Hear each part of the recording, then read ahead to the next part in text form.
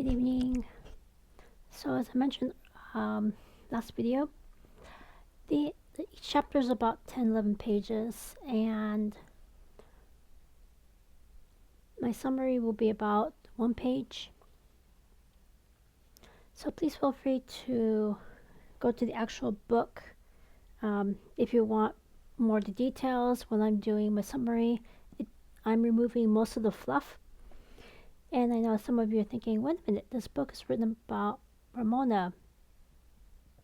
The first 2 chapters doesn't even mention her. The reason is they need to do a backstory. What happened to the southern half of California when the United States took over? What happened to Senora Moreno's husband? So now this chapter introduces Ramona. What is her backstory? How does she, fit into all of this? What's going on? So Juan Can and Felipe weren't the only ones who were impatient about the sheep shearing. Ramona was also impatient. Senora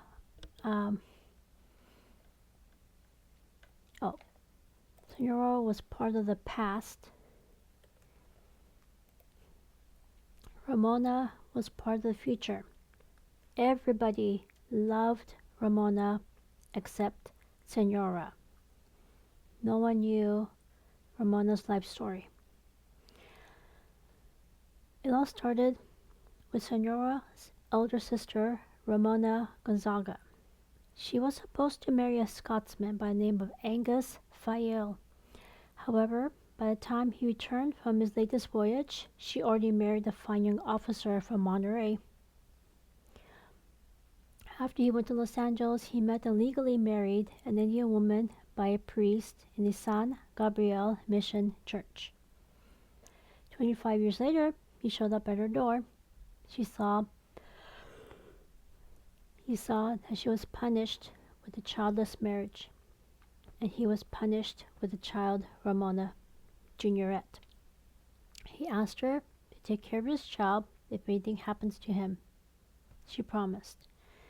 With this child, her husband returned home drunk and angry. Before this moment, she had carefully hid the fact that she was in an unhappy marriage. So she kept the child in one of her apartments. Granted, everyone knew that her husband was neglectful of his wife, and his dissipations were shameful. At this time, she went to her sister, Senora. By this time, Angus passed away.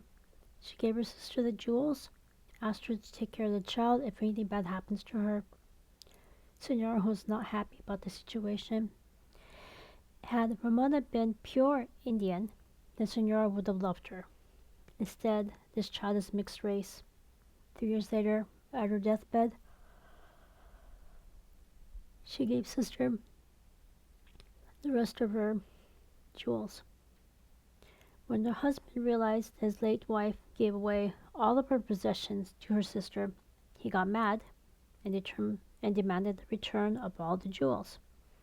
Senora showed him her sister's written memoranda of instructions, as well as a letter from Father Salfiadera to back her up. He realized that there was nothing he could do and went back to his rancho. When Ramona asked Senora about her parents, Senora asked why. Ramona told her what Juan Can said to Luigo.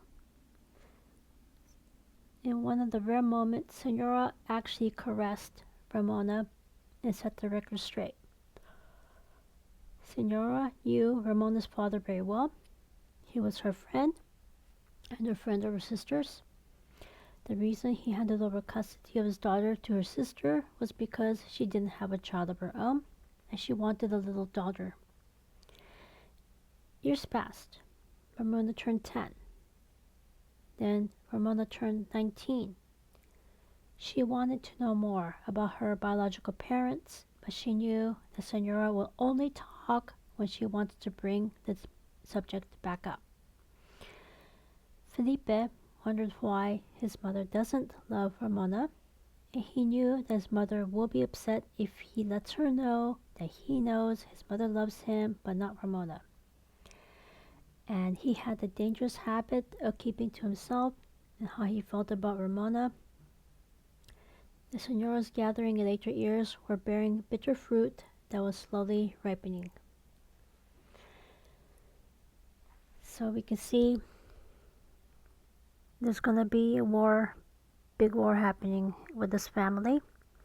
Any questions, comments, constructive criticisms, asking for clarification, let me know. Of course, you can always read a book so you can see the actual text, exactly what the details are. But next episode, I'll go over chapter 4 and what happens next. Take care.